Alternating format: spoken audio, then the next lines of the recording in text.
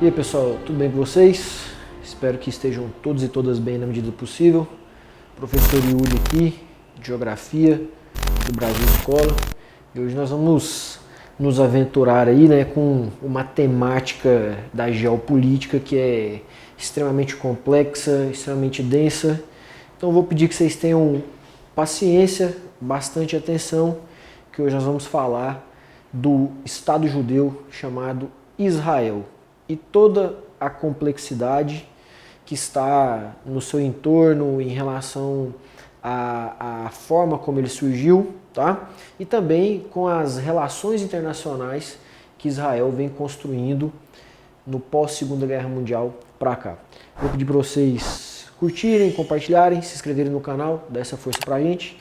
Olha só, quero começar não vou nem chamar de aula, né? Vamos falar aqui que a gente vai bater um papo, né? Discutir um pouco aqui de geopolítica do Oriente Médio.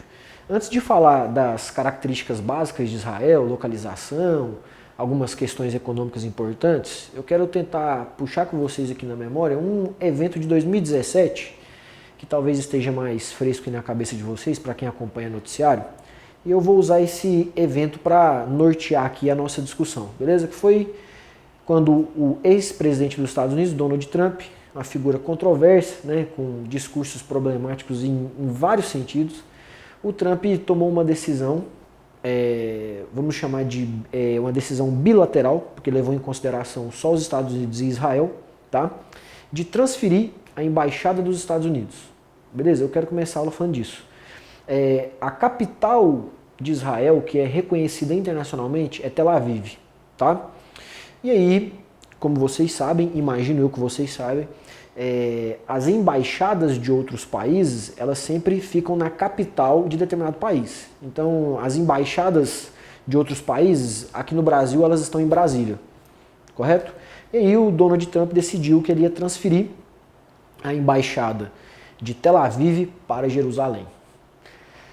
Para quem acompanhou sabe que é uma região que já era complicada, ficou mais complicada ainda, né? E a gente ainda teve o bônus, né, de uma promessa do ex-presidente do Brasil, Jair Bolsonaro. Ele prometeu que também iria transferir a embaixada do Brasil para Jerusalém, só que isso não chegou a ser efetivado, né?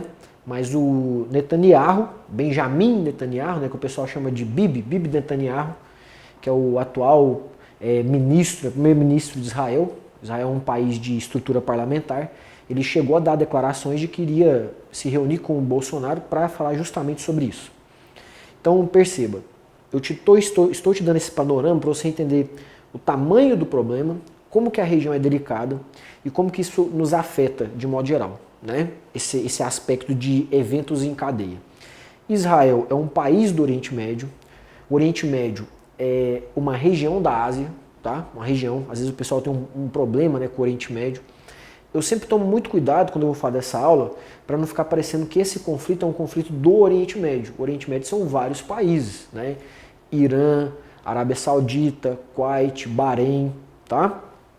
Então a gente vai entender que o conflito Israel e Palestina, que vai tomar boa parte da nossa discussão aqui, ele está no Oriente Médio, mas nem todos os países do Oriente Médio participam. Tranquilo? Israel, cara, é um país desenvolvido, tá? É um país rico, apesar de ter uma limitação geográfica muito grande. Então, por isso que na geografia a gente evita ideias deterministas, né? Ah, se o país tem poucas áreas agricultáveis, então ele vai ser um país miserável. Muito cuidado com isso. Nós, seres humanos, temos capacidade adaptativa.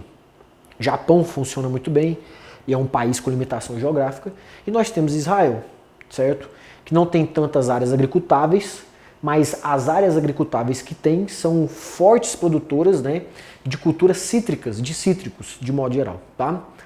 Grande produtor de tecnologia e a indústria bélica é fortíssima. Dos anos 80 para os anos 90, Israel digamos assim, se amarrou a um projeto chamado IOSMA, e esse projeto foi um projeto de total abertura política, né, onde Israel abraçava a globalização e promovia diversos incentivos fiscais para receber investimentos estrangeiros, indústrias, iniciativas privadas, tá? Então, um país onde o discurso liberal é muito forte, tá? A economia é muito pautada nessa lógica do liberalismo, Tá? E é um país que, apesar da instabilidade política, né, dos problemas entre árabes e israelenses, né, e aí árabes, os palestinos mais especificamente, economicamente funciona. Se eu não me engano, vai estar acima até do PIB per capita do Reino Unido. É óbvio que sempre tem que ter uma clareza de tamanho do país, número populacional, etc. Mas não deixa de ser um PIB que chama atenção para um país que é pequeno, né? Ele tem uma área parecida com a área de Sergipe. Eu estava vendo, antes de preparar aqui o nosso bate-papo, eu estava vendo no Google Maps, né? A travessia de carro no território de leste a oeste, ela leva cerca de 90 minutos. Então é uma faixa de terras estreita, né? Então, do ponto do Mar Morto até o Mar Mediterrâneo são 90 minutos. E se eu não estiver enganado, no sentido latitudinal, norte-sul, são 6 horas de viagem, algo do tipo, beleza?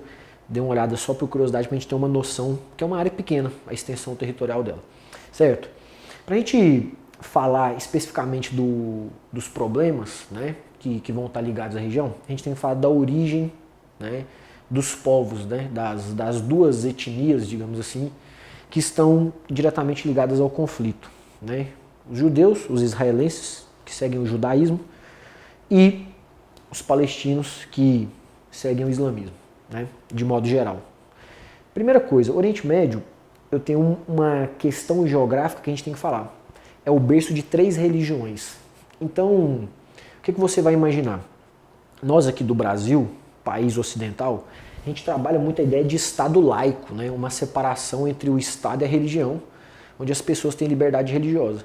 No Oriente Médio nós entendemos que não é tão, né, essa separação, ela não se dá dessa forma, né? A religião, o islamismo e as suas diversas correntes, ela está muito presente na vida política desses países. Vou te dar um exemplo próximo, né?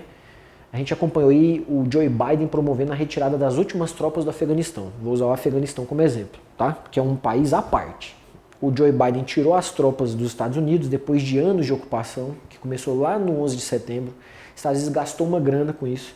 E assim que ele retirou as tropas estadunidenses, o Talibã voltou imediatamente para o controle político do país, aplicando, né, o que eles entendem que são as leis sagradas, né, do Alcorão, a Sharia, e aí as meninas, né, ficam numa situação em que a opinião internacional discute muito, elas vão ter acesso à escola, não vão ter acesso à educação formal e por aí vai, correto? Então você percebe que a questão religiosa, de forma muitas vezes até distorcida, porque nós comentamos aqui, o islamismo tem que ser respeitado como todas as religiões, e as pessoas usam, né, da religiosidade para alcançar objetivos específicos. É um exemplo que eu estou utilizando aqui para mostrar para vocês que não há essa laicidade, né, nem teórica, nem prática, né, que nós estamos habituados a comentar quando a gente fala de política e tudo mais.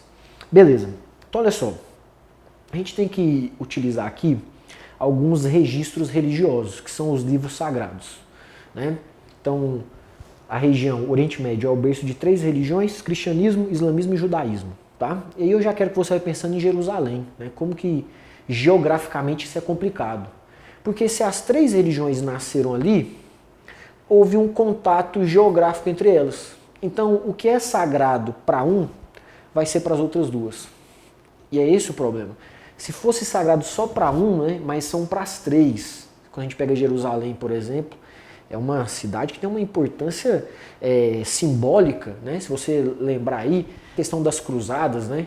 Os europeus querendo chegar até Jerusalém. Tem o filme Cruzadas de 2008, que é um filme muito bom, com Orlando Bloom. Então Jerusalém, ela sempre foi tida como um símbolo religioso e político, um símbolo de poder, tá? Então o Oriente Médio fica marcado por ser o berço dessas 3 religiões. Você vai guardar essa informação. E aqui nós vamos falar muito de 2 religiões, o judaísmo e o islamismo. Quando você pega a Bíblia, o Velho Testamento da Bíblia, ela tem uma ligação com a Torá, que é o livro sagrado do judaísmo.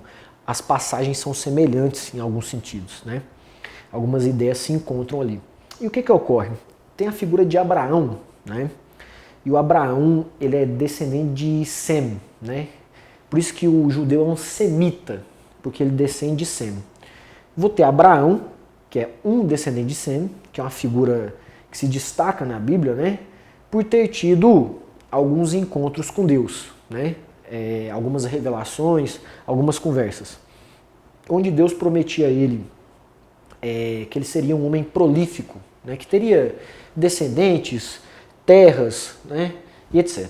O Abraão era casado com Sara e estava tentando ter seu filho, estava tentando engravidar Sara. Chegou um momento que, diante da dificuldade da gravidez de Sara, ela achou que seria por conta da idade um pouco avançada.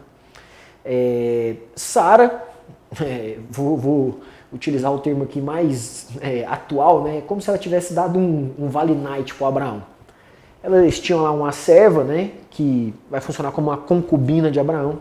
Ela fala: Abraão, nós temos Agar ali, correto? Então você vai ter uma relação com ela e provavelmente vai ter filho. E assim foi feito. Abraão teve relações com Agar e nasceu o filho mais velho dele. Aqui vai começar a complicação, né? Quem diria que o Abraão, né, e essa troca de Sara e Agar traria problemas geopolíticos, né, ligados à religião e tudo mais. Agar engravidou, né, então seria o primogênito do Abraão, Ismael. Então, naquela época tinha toda essa questão do filho primogênito ser homem, etc. E a lei, na época, era uma lei chamada direito de família, né, o direito de família. Então, o filho homem, o primogênito homem, ele herdava tudo. Ele não herdava um pedacinho, ele herdava tudo. Tudo era dele. Beleza. Segundo a questão bíblica, né, o Abraão foi corrigido de que era para ele engravidar a Sara mesmo, etc. Continuou tentando. Vai vir o seu filho chamado Isaac, filho de Sara, que era filho com a esposa legítima, né? E o Ismael, filho com essa concubina Agar. Resultado: pelo direito de família, tudo deveria ser do Ismael. O Abraão optou por não fazer assim, ele optou por dividir. O Ismael foi direcionado à Península Arábica e o Isaac, filho mais novo, para a região da Judéia, que hoje nós conhecemos como Israel. Então, vai prestando atenção. O Ismael, os descendentes de Ismael da Península Arábica são povos árabes. Os descendentes de Isaac são, né, as 12 tribos de Judá, os judeus, na região da Judéia, que hoje nós conhecemos como Israel. Beleza. Então, é como se fossem meio-irmãos, cada um ficou com a parte da herança, correto? E essa herança aqui não é aquela casa, aquele lote de esquina, né, que a vovó deixa. É um país, irmão, um território muito grande. Ok, o que vai ocorrer? Ali em meados do século III depois de Cristo, a gente vai acompanhar a expansão do Império Romano, que vai chegar até Jerusalém. E ali eu vou ter a chamada diáspora judaica. Então os judeus vão ser expulsos da região, né? É um episódio que eles vão se espraiar pelo território. E aí o que eu quero que você faça um exercício imaginativo junto comigo aqui. Você vai perceber que o Oriente Médio ele está muito próximo da Europa, né? Muito próximo da Europa. Quando você pega a Síria, por exemplo, a Turquia, a Síria e a Turquia são países muito próximos, né? A Turquia, de um lado, ela faz fronteira com a Síria, do outro lado com a Grécia. Então, os judeus, eles vão se espalhar, inclusive, em direção à Europa. Beleza. Vou ter a decadência do Império Romano e a área que hoje nós chamamos de Israel, ela ficou numa situação de vazio demográfico, que é o que eu quero que você entenda. Então, ficou um vazio, um vácuo naquela área. Quem vai chegar na região? Os povos árabes. Então eles chegaram ali e não tinha, né, não havia ali, né, uma placa dos judeus. Nós vamos ali, estamos voltando, vamos voltar para a Terra Prometida, né? Eles demoraram, digamos assim, a voltar, correto? E eu não quero nem entrar na questão de crença religiosa, isso não é discutível. A pessoa tem direito de acreditar no que ela quiser. Eu estou te falando da questão geográfica. Certo? Então, quando os povos árabes chegam ali, não tem ninguém. E é onde você vai formar, né, esse povoamento de povos árabes no que hoje é Israel. Os judeus ficaram espalhados em vários locais, mas a gente vai se concentrar nos judeus da Europa, que ficaram na Europa, correto? Até pela proximidade Eurásia. Tranquilo? Certinho. Às vezes o pessoal tem a seguinte noção de que a Alemanha nazista, o Adolf Hitler, foi o cara que inaugurou a perseguição aos judeus, o antissemitismo, né? Se o judeu é descendente de Sem, ele é um semita.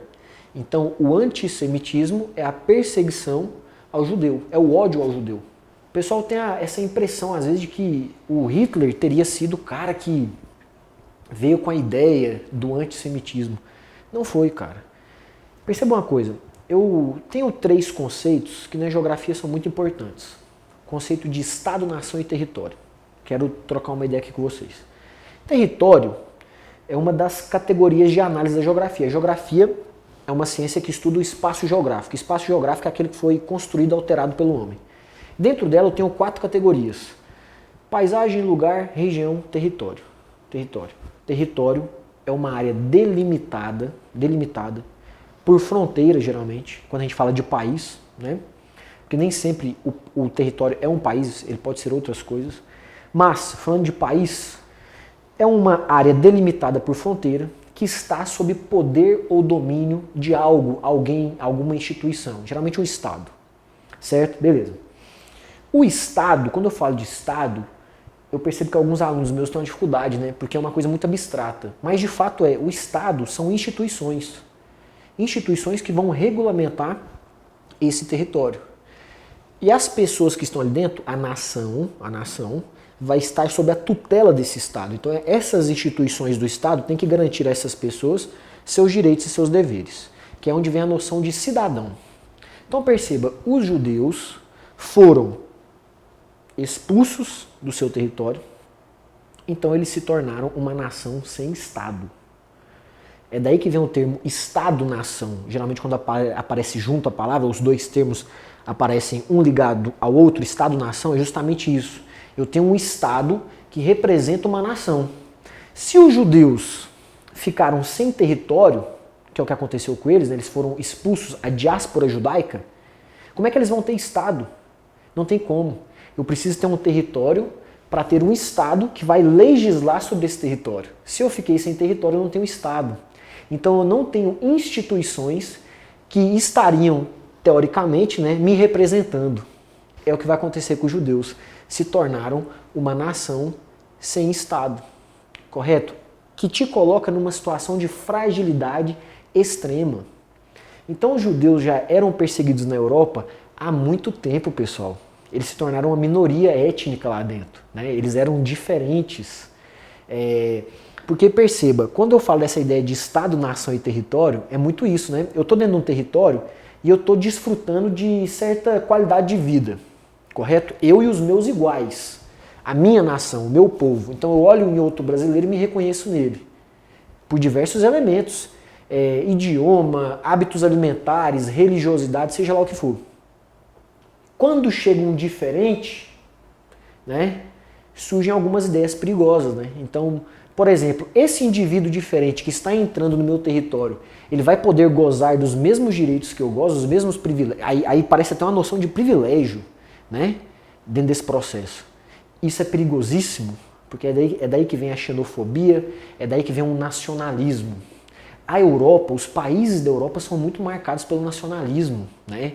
Eles tiveram o período absolutista, então eles eram impérios, né? Então essa noção de nacionalidade, né, exacerbada. Então eu sou inglês, né? Eu sou alemão. Então você tem essa noção muito clara. A gente pode falar aqui sobre vários exemplos, cara. O Reino Unido saindo da União Europeia, o Brexit, que aconteceu recentemente, né, de 2016 para 2019. Um dos argumentos dos ingleses, porque dentro do Reino Unido, quem mais queria sair eram os ingleses. Os escoceses, por exemplo, foram contra. Os ingleses que mais queriam, qual foi um dos argumentos? A minha qualidade de vida caiu e eu não quero disputar emprego com outros europeus.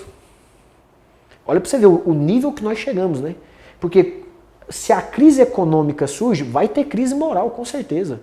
Aí você começa a procurar culpados, né? A tentar personificar o problema, achar uma pessoa, apontar uma pessoa. Então, olha para você ver o discurso dos caras. Pô, mas vocês não são tudo europeu, né? A mesma fita? Não tem o Eurocard? Não. Calma aí, agora que tá afetando o meu bolso, agora eu sou inglês. Não quero disputar trampo com alemão, deixa os caras lá, francês também fica lá, cada um na sua. Agora, vamos imaginar, né, o caso dos judeus, né? Outra religião, outro fenótipo, certo? Né? E o pior de tudo, vão alcançar sucesso econômico, vão fazer dinheiro dentro da Europa, de modo geral. Isso também vai incomodar demais os europeus, correto? Tem um autor, ele não é da geografia, mas nesse caso eu gosto de relembrar ele com os meus alunos, né, que é o Max Weber. O Max Weber, ele tem a ideia da ética protestante e o espírito do capitalismo, né? Ele fala que a doutrina da religião protestante se encaixou muito bem com o capitalismo, né? Funcionou como um motor. A Igreja Católica condenava o lucro, o protestantismo falava que lucro era bênção. Para a burguesia isso foi maravilhoso, porque se eu sou burguês eu vivo do lucro. Então como é que eu vou seguir numa religião que condena o lucro, né? Que era o pecado da usura? Enquanto a Igreja Católica estava enchendo os bolsos, a gente sabe disso. Venda de indulgência, vaga no céu, relíquia religiosa e por aí vai. Aí, como o protestantismo teve esse encaixe com a burguesia, fluiu a questão religiosa e econômica. Eu gosto de fazer um paralelo, né? Não estou tentando falar que é igual, estou fazendo um paralelo aqui. Onde a doutrina judaica ela é uma doutrina de disciplina econômica, né? Talvez o nosso vídeo vai ser assistido por indivíduos que seguem, né, o judaísmo, eles podem até comentar no vídeo aí. Há uma noção dentro do judaísmo de uma vida de muito trabalho e de vida simples, poucos gastos, não é uma vida de ostentação. Isso desenvolveu neles essa disciplina econômica. E eles vão, né, conseguir acumular recursos dentro da Europa. Ok. O que acontece? No século XIX, um cara chamado Theodor Herzl, tá?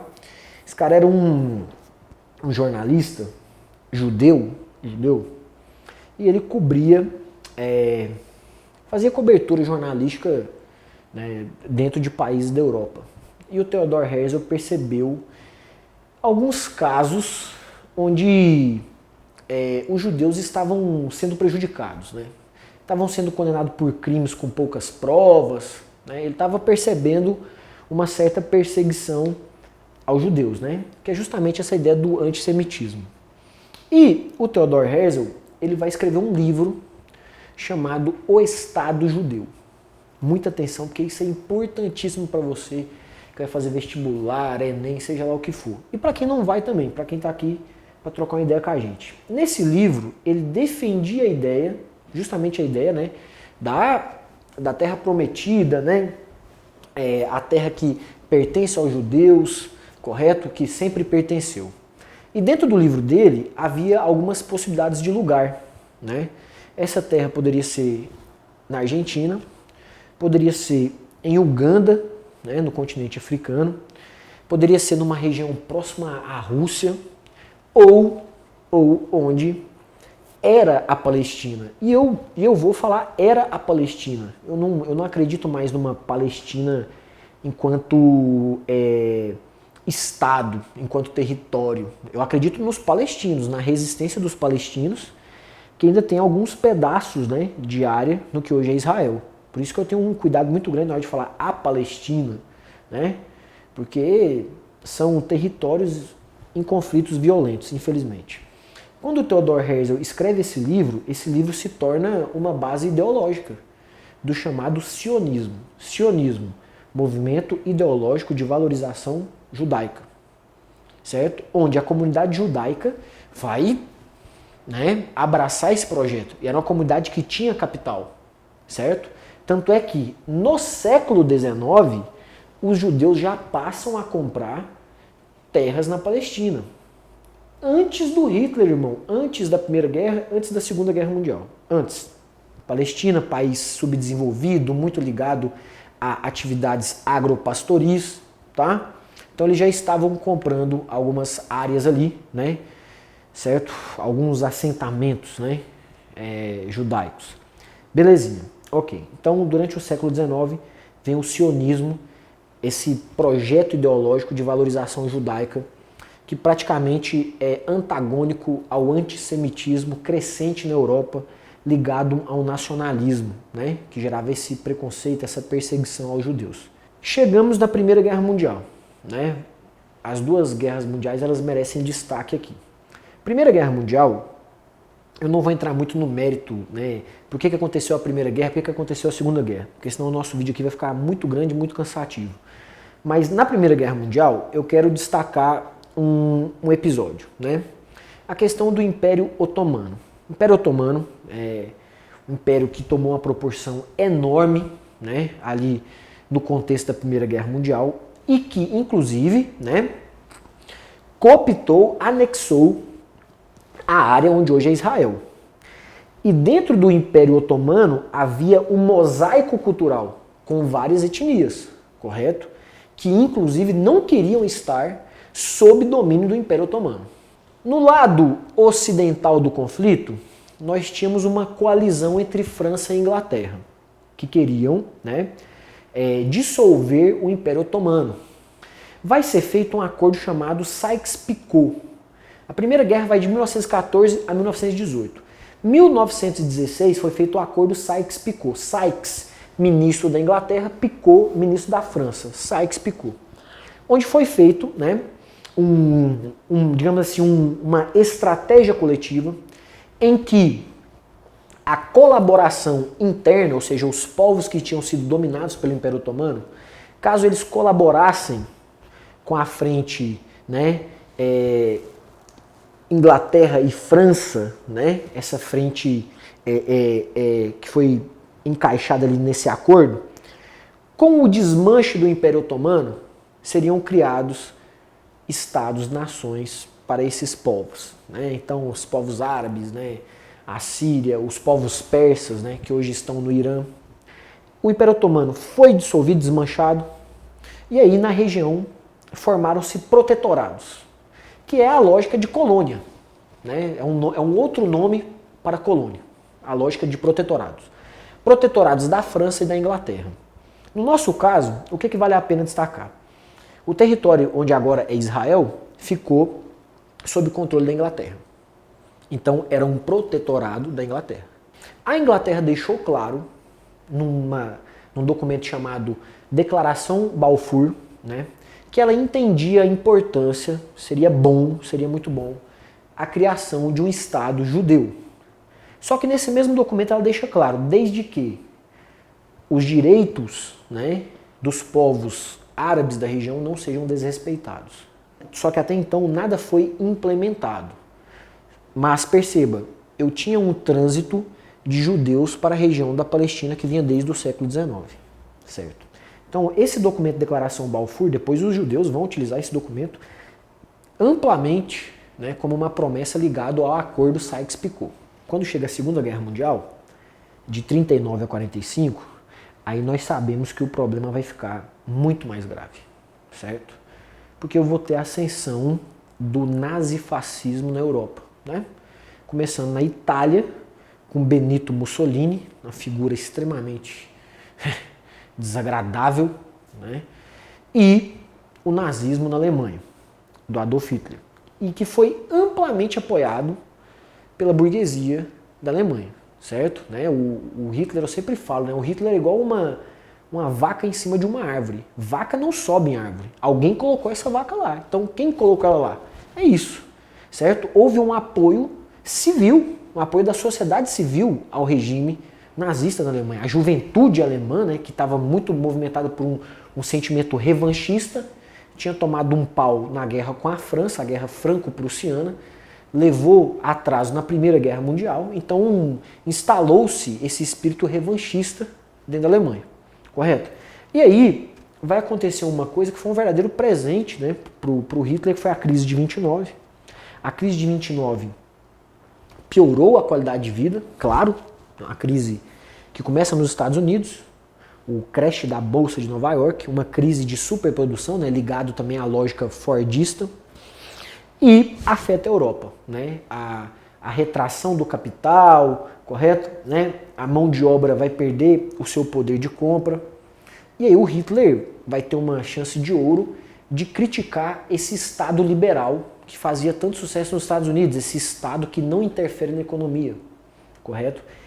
Que vai dar origem nos anos 80 e 90 ao Estado neoliberal, com algumas poucas modificações, para falar bem a verdade. E aí, amigão, o discurso totalitário, agressivo do Hitler ganha força, de que a Alemanha e a Europa, né, de modo geral, precisavam de um Estado que fosse capitalista, mas que fosse forte, que intervisse, que controlasse, que protegesse a burguesia assustada com a crise de 29 e mais ainda com o avanço de uma Rússia gigantesca, socialista, correto? Vai apoiar esse discurso. E mais do que isso, vão culpabilizar os judeus. Lógico, né? Muito mais fácil do que analisar uma crise estrutural é procurar culpados, né? Para que você possa empurrar o problema. Isso ganha muita adesão, né? Para essa visão limitada. Então os judeus que tinham capital, que tinham bens, eles passam a ser vistos como culpados, né? Estão aqui no nosso território, por isso que eu falei do conceito de Estado, Nação e Território, estão aqui no nosso território, nos prejudicando, de fato. E aí nós vamos assistir um dos episódios mais lamentáveis, né, da história da geopolítica internacional, que vai chegar ao Holocausto, com milhares de judeus mortos, a tentativa do etnocídio dos judeus, ou seja, acabar com a etnia, com a cultura dos judeus, eliminar todos os integrantes dessa cultura, certo? E episódios como Câmara de Gás e a tentativa da solução final, que vocês conhecem bem, né? Que é um dos episódios aí, cara, até difíceis de tentar verbalizar. Não tem como verbalizar o tamanho da tragédia que foi. Quando acaba a Segunda Guerra Mundial, o saldo é extremamente negativo, né? Eu sempre comento com os meus alunos, a guerra, vencemos, né? Quem venceu estava arrebentado, né? Inglaterra precisou pegar dinheiro emprestado para os Estados Unidos, França também, o próprio Japão, né? Que tomou um cacete do próprio Estados Unidos. O episódio as bombas em Hiroshima e Nagasaki, depois de Pearl Harbor, vão ter que pegar dinheiro emprestado, empréstimos, né? Então, falar de vencedor na guerra é complicado, né? E o saldo com relação à comunidade judaica, aos povos, né? Aos povos judeus. E aí fica quase que uma atmosfera de dívida, né? Nós devemos algo a esse povo, né? Depois de tudo isso que foi feito com eles. E aí, amigo, começa uma propaganda forte pela criação do Estado judeu, com um engajamento internacional. E o que merece destaque? Depois da Segunda Guerra Mundial, eu tenho a criação da ONU, que você conhece bem, Organização das Nações Unidas, em substituição à Liga das Nações. A Liga das Nações era o órgão que tinha sido criado para evitar uma Segunda Guerra Mundial, falhou, nós tivemos a Segunda Guerra. Eu vou criar a ONU, que inclusive, nesse contexto de Guerra Fria, porque a gente tem que, eu quero que você mantenha isso na sua cabeça também. Tudo isso que eu estou comentando com vocês, depois da Segunda Guerra Mundial, Guerra Fria, começa a Guerra Fria. E vai ter a ver, tá? Vai ter relação geopolítica, a Guerra Fria, com a questão de Israel, o apoio dos Estados Unidos a Israel, principalmente. E aí, a ONU, que tem um Conselho de Segurança composto por 5 países, né? Estados Unidos, Inglaterra, França, China e, na época, União Soviética, que hoje é a Rússia. Né? Então você percebe que até hoje a configuração é a mesma da Guerra Fria, com exceção da União Soviética, que foi substituída pela Rússia, né? Então, são os 5 países que têm poder de veto. Então, se todo mundo vota sim, um deles vota não, a ONU fica engessada. Que é uma configuração muito criticada, inclusive, né? Brasil critica, Índia critica, Japão, ultrapassada, obsoleta, limitante, gera conflito de interesses e por aí vai. Até porque, geralmente, Rússia e Estados Unidos, né, sempre estão envolvidos em conflitos em lados opostos. E o que vai ocorrer aqui nesse caso? A ONU vai vir com a ideia do plano de partilha, tá? O plano de partilha da ONU. Cara, é complicado, né? Às vezes eu faço esse exercício com os meus alunos, eu falo, cara, a gente tentar se colocar no lugar dos palestinos, né? Nesse processo, né?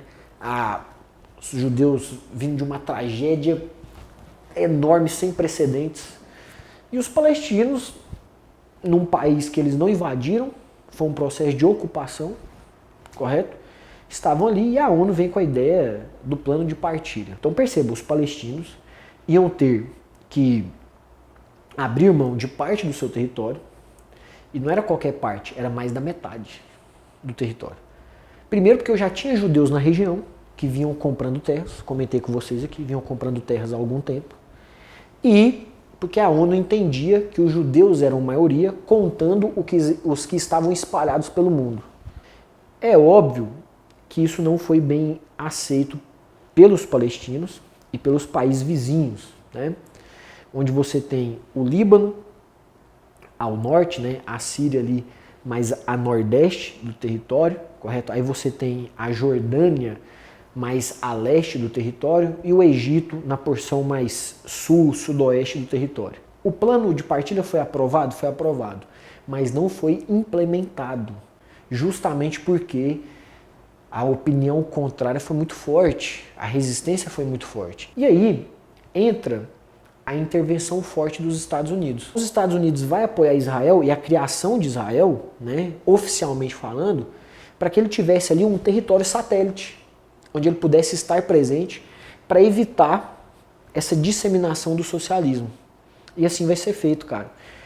Os Estados Unidos vai bancar a criação do Estado de Israel, que vai ser proclamado de forma praticamente unilateral em 48, num dia declarada independência, no outro guerra. Primeira guerra, guerra de independência, certo? E que Israel venceu. Durante essas guerras, Israel vai ficar muito maior, porque ele vai vencendo guerras e vai dominando territórios, né? Depois da guerra de independência, nós vamos ter a Guerra dos 6 Dias, que realmente durou 6 dias, né? Não tem nenhuma pegadinha no nome. Foi um conflito de 6 dias, muito rápido, né? E aí você vai percebendo, né? Muito rápido, justamente porque Israel esmagador, cara, em relação aos países vizinhos, né? A Guerra dos 6 Dias foi uma guerra muito voltada para a questão do Egito, né?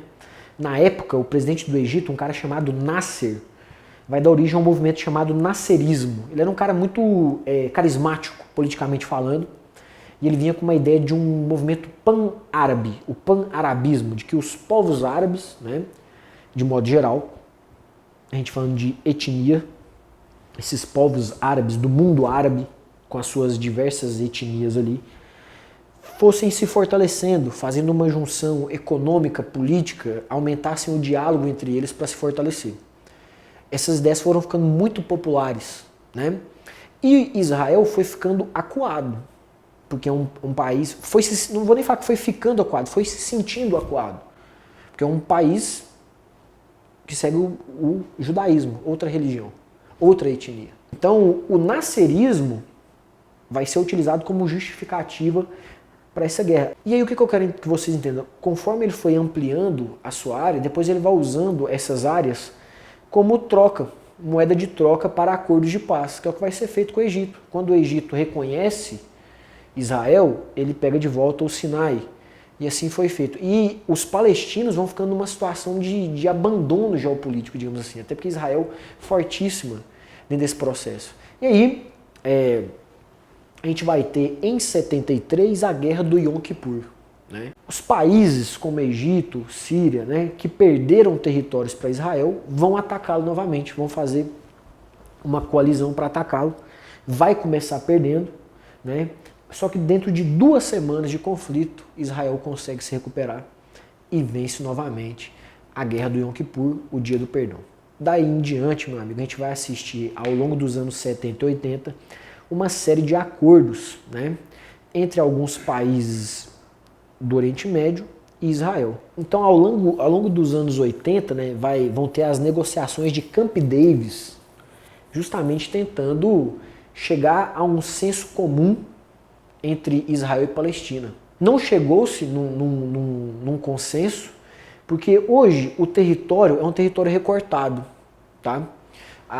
Vamos falar de partes oficiais. Oficialmente falando, os palestinos estão hoje divididos entre 2 áreas do território que não são áreas contínuas, certo? Eu não tenho uma continuidade entre elas. A faixa de Gaza está a oeste do território, onde está o Hamas, e eu tenho a porção leste do território, que é onde estão os outros palestinos, que aí é a Cisjordânia. Então a população miserável, pobre, né, sofrendo por vários problemas desse conflito, ascenderam o Hamas ao poder na faixa de Gaza. É um grupo extremista, violento, adepto dos ataques violentos, né? Adepto do uso da violência. E o Hamas ascendeu ao poder utilizando justamente um discurso de culpabilização, ou seja, o que está acontecendo com nós palestinos é culpa dos judeus, nós temos que contra-atacar. Não confunda Jordânia com Cisjordânia, certo? A Jordânia, ela abriu mão desse território, certo? Da Cisjordânia. Hoje a Cisjordânia é um território em disputa. Eu não gosto nem de pensar nele como um país, é um território em disputa. Os palestinos estão ali, que é onde está a ANP, a Autoridade Nacional Palestina. A Autoridade Nacional Palestina, ela é a antiga OLP, né, que era para a libertação da Palestina. E ela, dentro da ONU, a ONU contabiliza 193 países. Se eu não me engano, 139 reconheceram a ANP como órgão oficial, né, nesse processo. Então a Palestina tem um presidente, uma liderança, correto? Só que é o que eu falei. Para você aplicar políticas públicas, para você aplicar legislação, você precisa de um território com fronteiras bem delimitadas e respeitadas para que o seu Estado possa atuar. E o que acontece, amigão? Na área da Cisjordânia, que era para ser uma área palestina, eu tenho vários assentamentos de judeus. E aí você tem o muro, né, um muro vergonhoso, que é o muro da Cisjordânia, né, que, se eu não me engano, cara, ele deve ter mais de 700 quilômetros, né, de extensão. No YouTube tem um material que eu acho que chama Mundo de Muros. Um Mundo de Muros. Vale a pena assistir todos os episódios, cara, mas lá tem um episódio da Cisjordânia. E se você puder também, não é um vídeo muito grande, procura e assista também. Deixa essa indicação aqui para vocês.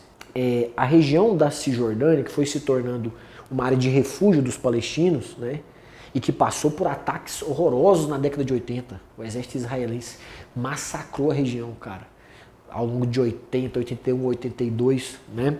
Você teve um alto número de mortes de palestinos. Os conflitos entre os dois povos é sempre muito desbalanceado, né? A diferença bélica é gritante de um país desenvolvido para um país subdesenvolvido. Correto? Então a Cisjordânia hoje, ela se tornou essa região recortada, parece uma coxa de retalho, cara. Onde os palestinos têm problemas para transitar, para atravessar de uma área para outra, porque são os judeus que vão controlar o trânsito dessas áreas com esses assentamentos. E isso é muito discutido. E olha que interessante. Eu quero a opinião de vocês também. Quem assistiu o vídeo, comenta aí como que você enxerga isso. A legislação de Israel sobre isso, eu acho ela bem discutível, cara. Porque o que é discutido ali?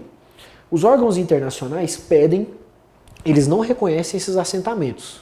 Esses assentamentos são ilegais. Essas áreas muradas dos judeus no meio da Cisjordânia, elas são ilegais. Então é sempre pedido que os judeus saiam dali. Só que os judeus afirmam, né, que aquelas áreas são áreas que os judeus têm títulos, eles compraram. Eles compraram aquelas áreas. Então eu tenho um documento dessa área, essa área é minha. Só que se você pegar os documentos da Conferência de Genebra, que fala sobre crimes de guerra, o que pode ou não ser feito, né, dentro dessa dinâmica ali, tem tudo isso, ou seja, você não pode colocar pessoas, povoar áreas de conflito num país.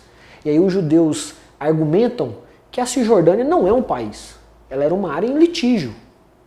Então, se eu tenho o documento, eu posso morar ali. Ok, mas deixa eu te falar uma coisa. Se um palestino tem o documento de uma área que hoje pertence a Israel, ele pode pedir essa área para ele? Negativo. Então a lei só vale para os judeus. É isso que está sendo feito na região. Percebe? Tanto é que alguns autores falam que hoje na região nós temos uma colonização de colonos, né? Então, perceba, alguns autores da geopolítica entendem que o que os judeus estão fazendo hoje na Palestina é semelhante ao que eles sofreram no regime nazista. É feito esse comparativo. Tem um documentário chamado A Palestina Ainda é a Questão. Tem ele disponível no YouTube, certo? Você que está assistindo o nosso vídeo aqui agora, quando você terminar, vá até lá, procure aí A Palestina Ainda é a Questão. e, se possível, assista. Tá? É interessante algumas imagens que aparecem nesse documentário, um documentário já um pouco antigo, mas que, como o conflito ainda se mantém, né, ele ainda é válido, esse documentário. Correto?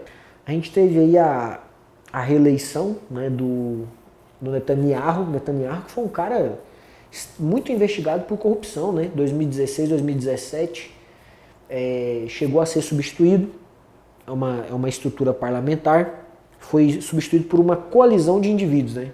Só que esses indivíduos não tinham muito alinhamento ideológico, acabou enfraquecendo essa coalizão e ele voltou forte, o nome dele, né? Até porque a esquerda dentro de Israel, a esquerda partidária, é muito tímida, né? Porque a discussão social é muito pequena, porque o país cresce muito, é um país muito rico.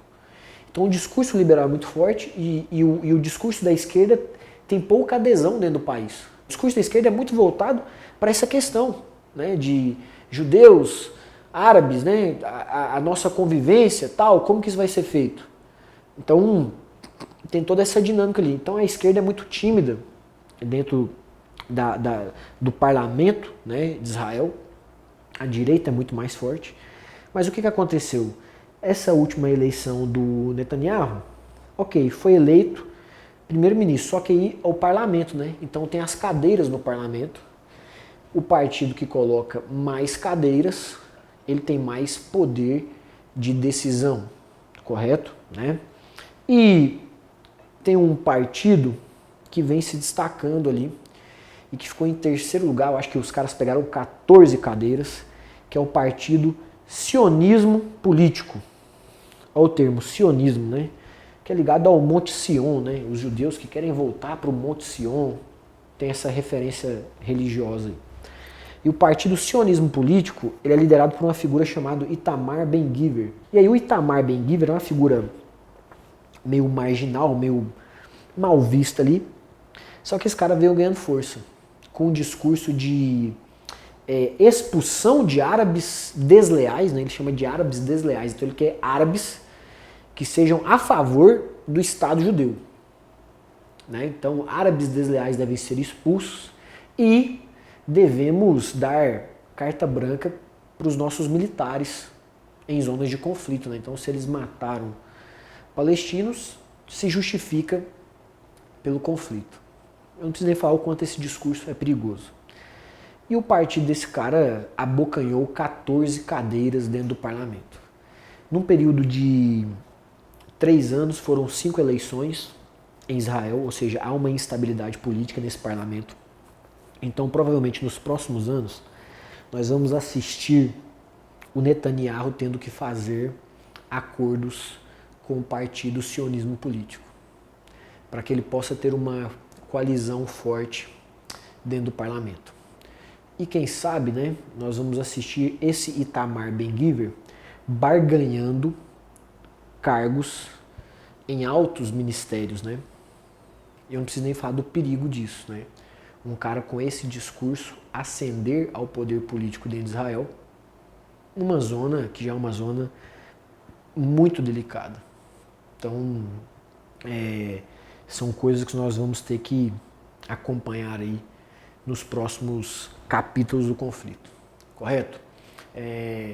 Espero que vocês tenham gostado da nossa discussão. Tentei ser o mais sucinto possível, né? Para não ficar muito cansativo o vídeo. Deixem o comentário de vocês, o que vocês acham do conflito, como que vocês se posicionam. Vou ficando por aqui. Forte abraço. E, como sempre, compartilhe o vídeo, mande para os seus colegas, para todo mundo, para os seus professores. E a gente segue junto, pessoal.